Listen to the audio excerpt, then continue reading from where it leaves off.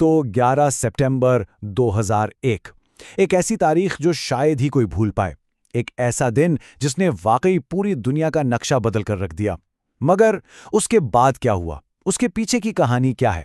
चलिए आज हम 9/11 से लेकर काबिल के जवाल तक इस 20 साल लंबी जंग की पेचीदा दास्तान को समझने की कोशिश करते हैं। 21वीं सदी की सबसे बड़ी खबर, एक दिन जिसने मुसलमानों की जिंदगी हमेशा के लिए बदल दी। सोचने की बात है ना, क्या वाकई एक दिन में इतनी ताकत हो सकती है? ये जुमला इस वाकये की गहराई, इसकी इंसानी और तारीखी अहमियत दोनों को सामने ले आता है। और इस पूरी कहानी को समझने के लिए हमें इस एक दिन और फिर इसके बाद आने वाले 20 सालों में बहुत गहराई से उतरना होगा। तो चलिए जरा इस मंजर को जहन में लाते हैं। 11 सितंबर 2001 की सुबह दुनिया बिल्कुल एक अलग जगह थी। अमेरिका अपनी ताकत के उरूज पर था, दुनिया की वाहिद इकलौती सुपर पावर। और इस ताकत की सबसे बड़ी निशानी, न्यूयॉर्क के दिल में खड़े वो दो बुलंद दुबाला वर्ल्ड ट्रेड सेंटर के टावर्स, जो गोया पूरी दुनिया में इसकी शान का ऐलान कर रहे थे। और फिर देखते ही देखते 1 घंटे से भी कम अरसे में सब कुछ बदल गया। सुबह 8:46 पर पहला जहाज नॉर्थ टावर से टकराया। अभी दुनिया सदमे को समझ भी नहीं पाई थी कि ठीक 17 मिनट बाद पूरी दुनिया के लाइव टीवी कैमरों के सामने दूसरा जहाज साउथ टावर में जा घुसा। और यह सिलसिला यहां रुका नहीं। इसके फौरन बाद अमेरिका के फौजी हेडक्वार्टर पेंटागन को निशाना बनाया गया और फिर पेंसिल्वेनिया में एक चौथा जहाज क्रैश हुआ। ये कोई हादसा नहीं था, ये एक इंतहाई मुनज़्ज़म और बेरहम हमला था जो हैरत अंगेज तेजी से किया गया। उस दिन की फौरी कीमत बहुत ही होलनाक थी। इंसानी सतह पर देखा जाए तो लगभग 3000 जानें चली गईं, और उन 200 से जायद लोगों की बेबसी का तसव्वुर करना भी मुश्किल है, जिन्होंने आग और धुएं से बचने के लिए उन ऊंची इमारतों से छलांग लगा दी। लेकिन इसी तबाही के बीच से हिम्मत और बहादुरी की एक ऐसी कहानी भी निकली, फ्लाइट 93 की कहानी, जहां मुसाफिरों ने हाईजैकरों का मुकाबला किया और उस जहाज को उसके असल हदफ तक पहुंचने से रोक दिया। और माली तौर पर झटका उतना ही जबरदस्त था। अमेरिका की स्टॉक मार्केट को $1.4 ट्रिलियन का नुकसान हुआ, एक बहुत बड़ी रकम। तो इस सदमे और गम के बाद अब बारी थी गुस्से की। अमेरिका ने फौरन इस सब का जिम्मेदार ठहराया उसामा बिन लादेन और उसकी तंजीम अल-कायदा को। और इस वक्त अल-कायदा कहाँ थी? वो पनाह लिए हुए थी अफगानिस्तान में, जहां तालिबान की हुकूमत थी। और बस यहां से तारीख ने एक नया मोड़ लिया। अमेरिका ने तालिबान हुकूमत के सामने एक साफ अल्टीमेटम रखा, उसामा बिन लादेन और अल-कायदा के तमाम लीडर्स को फौरन बगैर किसी शर्त के हमारे हवाले करो। इसके जवाब में तालिबान ने एक दूसरी तजवीज़ पेश की, हमें उसके मुलव्विस होने का सबूत दें, हम उस पर मुकदमा चलाएंगे या फिर उसे किसी तीसरे गैर जानिबदार मुल्क के हवाले कर देंगे। लेकिन अमेरिका के लिए कोई दरमियानी रास्ता था ही नहीं। उन्होंने तालिबान की पेशकश को मुस्तरद कर दिया। और फिर उस वक्त के सदर जॉर्ज डब्ल्यू बुश ने वो तारीखी जुमला कहा जो पूरी दुनिया में गूंज उठा, ये सलीबी जंग, दहशतगर्दी के खिलाफ ये जंग, इसमें वक्त लगेगा।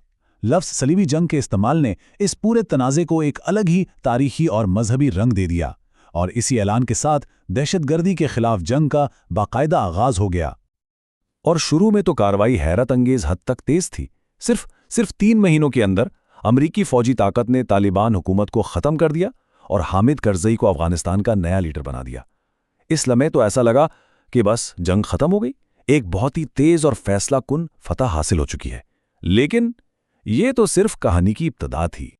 जो जंग चंद हफ्तों में ख़त्म होनी चाहिए थी, वो आखिरकार 2 दहाइयों यानी 20 साल तक कैसे चलती रही। सवाल यही है कि आखिर ऐसा हुआ क्यों? देखिए, इसकी कई वजूहात थीं जिन्होंने मिलकर तालिबान को दोबारा खड़े होने का मौका दे दिया। पहली वजह, अमेरिका की तवज्जो 2003 में इराक पर हमले की तरफ चली गई। इससे अफगानिस्तान में एक खलासा पैदा हो गया। दूसरी वजह, अबू गरीब जेल जैसे स्कैंडल्स। इन वाक़यात ने अमेरिका की साख को बहुत नुकसान पहुंचाया और अवाम को उनसे दूर कर दिया। और शायद सबसे अहम वजह, अफगानिस्तान के पेचीदा कबायली निज़ाम को ना समझना। होता यह था कि जब अमरीकी फ़ौज किसी एक जंगजू को मारती तो इंतकाम में उसका पूरा का पूरा कबीला तालिबान के साथ जा मिलता। इस तरह दुश्मन कम होने के बजाय और बढ़ते चले गए। और बस इसी तरह अफगानिस्तान का मामला एक ऐसी दलदल बन गया जिसमें अमेरिका धंसता ही चला गया। यहां तक कि ये जंग अमेरिका की तारीख की सबसे लंबी जंग कहलाई। सदूर आते गए जाते गए, लेकिन जंग चलती रही। और इस पूरी जंग के मरकज में क्या था? उसामा बिन लादेन की वो तलाश जो 1 दिहाई तक जारी रही। پھر 2004 میں یعنی 3 سال کی خاموشی اور شروعاتی انکار کے بعد اسامہ بن لادن اچانک ایک ویڈیو میں سامنے آیا، اور اس بار اس نے صاف صاف لفظوں میں 9/11 حملوں کی پوری ذمہ داری قبول کر لی۔ اس اعتراف نے پوری دنیا میں ایک سنسنی مچا دی، اور اب اسے پکڑنے کی کوششوں میں ایک نئی شدت آ گئی۔ اور پھر وقت گزرتا گیا۔ حملوں کے پورے 10 سال بعد بن لادن کی تلاش آخرکار اپنے آخری مرحلے میں داخل ہوئی۔ لیکن سوال یہ ہے کہ بن لادن ملا کیسے؟ یہاں بھی کہانی میں ایک ٹوسٹ ہے۔ آفیشیل امریکن ورژن تو یہ ہے کہ CIA نے برسوں کی محنت اور انٹیلیجنس آپریشن کے بعد پاکستان میں اس کے کمپاؤنڈ کا پتہ لگایا۔ لیکن ایک مشہور صحافی ہیں سیمور ہرش، وہ ایک بالکل الگ ہی کہانی بتاتے ہیں۔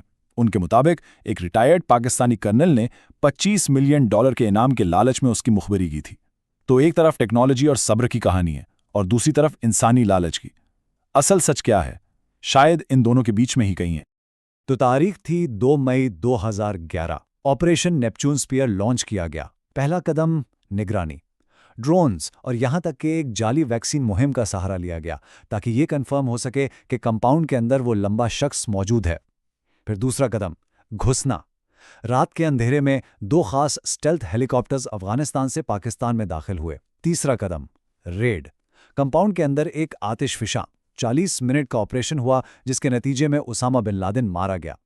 اور آخری قدم، اس کی لاش کو وہاں سے نکالا گیا، DNA کنفرمیشن کے لیے افغانستان لے جایا گیا اور پھر سمندر میں دفنا دیا گیا تاکہ اس کی قبر کوئی مزار نہ بن جائے۔ تو اب سب سے بڑا سوال پیدا ہوتا ہے، جب اصل ہدف یعنی اسامہ بن لادن ختم ہو گیا تو پھر یہ جنگ مزید 10 سال تک کیوں چلتی رہی؟ وجہ کیا تھی؟ اصل میں بن لادن کی موت کے بعد جنگ کے مقاصد ہی بدل گئے۔ اب یہ دہشت گردی کے خلاف جنگ کم اور جیو پالیٹکس کا ایک کھیل زیادہ بن چکی تھی۔ اس کے پیچھے 2 بڑی وجوہات تھیں۔ ایک طرف چین کے بڑھتے ہوئے اثر کو روکنے کے لیے اس خطے میں امریکی فوجی موجودگی ضروری سمجھی جا رہی تھی، اور دوسری طرف افغانستان کی زمین میں چھپے ہوئے خربوں ڈالر کے معدنی وسائل، خاص طور پر لیتھیم، جو آج کی جدید ٹیکنالوجی جیسے بیٹریوں وغیرہ کے لیے انتہائی اہم ہے۔ تو اب جنگ کے نئے محرکات سامنے آ چکے تھے۔ اور پھر آیا سال 2021 اور سب کچھ اچانک ختم ہو گیا۔ طالبان کے ساتھ ایک ڈیل کے بعد امریکی فوج نے وہاں سے نکلنا شروع کیا، اور پھر وہ ہوا جس کی شاید کسی کو توقع نہیں تھی۔ 20 سال کی ٹریننگ، اربوں ڈالرز کے ہتھیار، اس سب کے باوجود افغان فوج تاش کے پتوں کی طرح بکھر گئی، اور طالبان نے بغیر کسی بڑی لڑائی کے چند ہی دنوں میں پورے ملک پر اور پھر دارالحکومت کابل پر دوبارہ قبضہ کر لیا۔ افغانستان نے ایک بار پھر تاریخ میں اپنا نام ثابت کر دکھایا، سلطنتوں کا قبرستان۔ تو اب 20 سال بعد جب گرد بیٹھی تو اس جنگ کی اصل قیمت سامنے آئی۔ چلیے اس کا انسانی اور مالی حساب کتاب دیکھتے ہیں۔ انسانی قیمت، اس کا تو اندازہ لگانا ہی ناممکن ہے۔ ایک ریسرچ کے مطابق 9/11 کے بعد شروع ہونے والی جنگوں نے براہ راست یا بالواسطہ طریقے سے 4.6 ملین یعنی 46 لاکھ انسانوں کی جان لی۔ اس عدد کو ذرا سمجھیے، یہ 9/11 حملوں میں مرنے والوں سے 1500 گنا زیادہ ہے۔ اور مالی قیمت، براؤن یونیورسٹی کی ایک تحقیق کے مطابق اس جنگ پر امریکہ نے کل $8 ٹریلین خرچ کیے۔ یہ اتنی بڑی رقم ہے کہ اس کا تصور کرنا بھی مشکل ہے۔ اتنا پیسہ جتنی کئی ملکوں کی مجموعی معیشت بھی نہیں ہوتی۔ تو سوال یہ ہے کہ آخر یہ $8 ٹریلین گئے کہاں؟ اس سوال کا ایک اشارہ اس چارٹ سے ملتا ہے۔ یہاں ایک بڑی دفاعی کمپنی کے CEO کی تنخواہ دکھائی گئی ہے۔ جنگ سے پہلے ان کی سالانہ آمدنی تھی $3 ملین۔ جنگ کے دوران یہ بڑھ کر $30 ملین سالانہ ہو گئی، سیدھا 10 گنا اضافہ۔ مطلب صاف ہے، جب ملک جنگ لڑ رہا تھا تو کچھ لوگوں کے لیے یہ ایک بہت ہی منافع بخش کاروبار تھا۔ تو آخر میں یہی ایک سوال باقی رہ جاتا ہے، 20 سال، 40 لاکھ جانوں کا زیاں اور $8 ٹریلین خرچ کرنے کے بعد دہشت گردی کے خلاف اس جنگ میں اصل فتح کس کی ہوئی؟ اصل میں جیتا کون؟